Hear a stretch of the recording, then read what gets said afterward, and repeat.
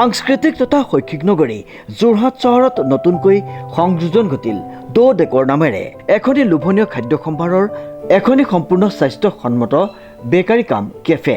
দো ডেকৰ কেফেটেৰিয়াত আপোনালোকে যোৰহাটতে থাকি ল'ব পাৰিব Italy, Israel, Switzerland, South Africa, Peru, USA আদি ঠাইৰ কেক, পেষ্ট্ৰি, কুকিজ আদি লোভনীয় খাদ্য সম্ভাৰৰ। যিকোনো পাৰ্টিৰ বাবে অৰ্ডাৰ কৰিব পাৰিব এইসমূহ লোভনীয় খাদ্য সম্ভাৰ। গতিকে আজিয়েই আহক সপৰিয়ালে দো ডেকৰ বেকাৰী কাম কেফেলৈ আৰু জুতি লওক সুস্বাদু স্বাস্থ্যসন্মত খাদ্য সম্ভাৰৰ। আমাৰ ঠিকনা দো ডেকৰ সঞ্জীৱনী নাৰ্ছিং হোমৰ কাষত, এটি ৰোড, যোৰহাট। যোৰহাট জিলা বিজেপিৰ কাৰ্যালয়ত সম্বোধন কৰা হয় এখনি সংবাদমেল। জিলা সভাপতি শান্তনু পূজাৰীয়ে সম্বোধন কৰে উক্ত সংবাদমেলখনি। ৮ নং বৰহুলা প্ৰিয়ংকা ফুকন, এইটো মহিলাৰ বাবে সংৰক্ষিত। ৯ নং গড়মূৰ, এইটো মহিলাৰ বাবে সংৰক্ষিত। ইয়াত আমাৰ দলৰ প্ৰাৰ্থী হ'ল বাইদেউ আছেই, আমাৰ এগৰাকী জ্যেষ্ঠ নেত্ৰী, আমাৰ মহিলা মৰ্চাৰ প্ৰাক্তন সভানেত্ৰী। মই যেতিয়া ইয়াৰ আগৰবাৰ দলৰ জিলা সভাপতি আছিলোঁ তেতিয়া আমাৰ অঞ্জলি কোঁৱৰ বাইদেউ আমাৰ সভানেত্ৰী আছিলে মহিলা মৰ্চাৰ। তেখেত ৯ নং গড়মূৰত। 10 নং নাওবৈচা চৰাইবাহী, আমাৰ প্ৰাৰ্থী হ'ল চিদানন্দ ভূঞা। 10 নং বৰ্তমান নাই। 10 নং নাওবৈচা চৰাইবাহী। 11 নং উত্তৰ হোলোঙাপাৰ, তাত আমাৰ দলৰ প্ৰাৰ্থী হ'ল ৰূপক ৰঞ্জন শইকীয়া। সকলোৱে চিনি পায় যে কাকজান ক্ৰীড়া সন্থাৰ, কাকজান উপক্ৰীড়া সন্থাৰ তেখেত সাধাৰণ সম্পাদক। 12 নং দক্ষিণ হোলোঙাপাৰ ZPC বন্দনা গোসাই তাঁতী, আমাৰ দলৰ প্ৰাৰ্থী দক্ষিণ হোলোঙা 12 নং দক্ষিণ হোলোঙাপাৰ। 13 নং বামুণ পুখুৰী, আমাৰ দলৰ প্ৰাৰ্থী হ'ল সীমান্ত বৰুৱা, কলিয়াপালী মণ্ডল ভাৰতীয় জনতা পাৰ্টীৰ সাধাৰণ সম্পাদক। 14 নং বলমা ZPCৰ আমাৰ প্ৰাৰ্থী হ'ল সুৰজিত শইকীয়া। তাত চুতীয়া বুলি আহিছে, আচলতে তেখেতে চুতীয়া এতিয়া সুৰজিত শইকীয়া তেখেত আমাৰ দলৰ প্ৰাৰ্থী 14 নং বলমা জিলা পৰিষদ সমষ্টি। 15 নং লাহিং ZPCত আমাৰ দলৰ প্ৰাৰ্থী হ'ল ৰাজেন গগৈ।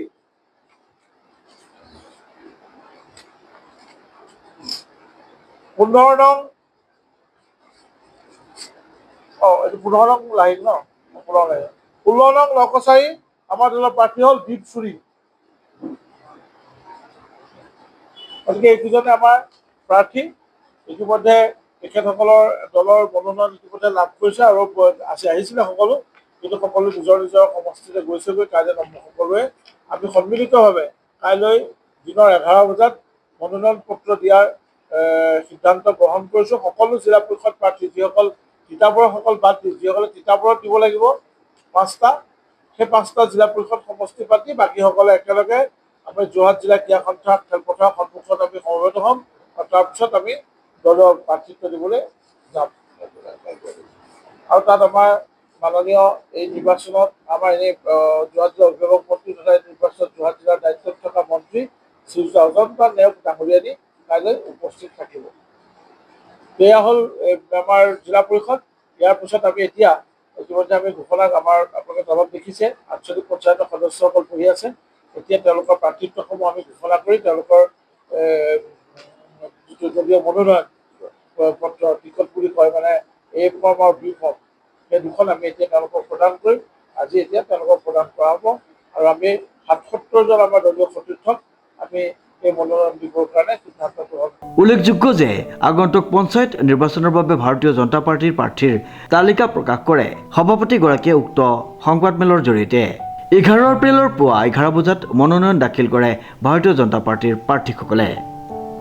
প্ৰিয় সাংবাদিক সতীৰ্থসকল, আপোনালোক সকলোৱে গম পাই ইতিমধ্যে জানিব পাৰিছে যে পঞ্চায়ত নিৰ্বাচন 2025 সমাগত। ভাৰতীয় জনতা পাৰ্টীয়ে NDA হিচাপে বিশেষকৈ যোৰহাট জিলাত বিজেপি, অসম গণ পৰিষদ আৰু গণশক্তি দলে যুটীয়াভাৱে এইবাৰ পঞ্চায়ত নিৰ্বাচনত অংশীদাৰ হৈ যুঁজাৰ সংকল্প লৈছে। আৰু সেই অনুসৰি যোৰহাট জিলাৰ 16টা জিলা পৰিষদ সমষ্টি আৰু ৮৪টা আঞ্চলিক পঞ্চায়তৰ সমষ্টিত আমি যৌথভাৱে যুঁজাৰ সংকল্প লৈছোঁ। সেই অনুসৰি আজি আমাৰ ইতিমধ্যে জিলা পৰিষদ প্ৰাৰ্থীসকল ঘোষণা হৈছে যোৱাকালি, আৰু আমাৰ ভাৰতীয় জনতা পাৰ্টি অসম প্ৰদেশৰ মুখ্য কাৰ্যালয়ত আমাৰ ৰাজ্যিক সমিতিয়ে এইসমূহ ঘোষণা কৰিছে। আমাৰ যোৰহাট জিলাৰ ১৬টা সমষ্টিৰ ভিতৰত ১৫টাত ভাৰতীয় জনতা পাৰ্টীয়ে প্ৰাৰ্থিত্ব দিছে। ১৫টাত ভাৰতীয় জনতা পাৰ্টীয়ে দিছে। এটা তিয়ক জিলা পৰিষদ সমষ্টিত আমাৰ মিত্ৰ দল অসম গণ পৰিষদে প্ৰাৰ্থী দিয়াৰ সিদ্ধান্ত লৈছে। গতিকে আমি তিয়ক জিলা পৰিষদ সমষ্টিত আমি এৰি দিছোঁ আমাৰ মিত্ৰ দল অসম গণ পৰিষদক। তাত আমি কোনো ধৰণৰ প্ৰাৰ্থী দিয়া নাই। বাকী ১৫টা সমষ্টিত ভাৰতীয় জনতা পাৰ্টীৰ প্ৰাৰ্থী আছে। ৮৪টা আঞ্চলিক পঞ্চায়তৰ সমষ্টিৰ ভিতৰত ৭৭টাত আমাৰ প্ৰাৰ্থী আছে। ৯টা আঞ্চলিক পঞ্চায়তৰ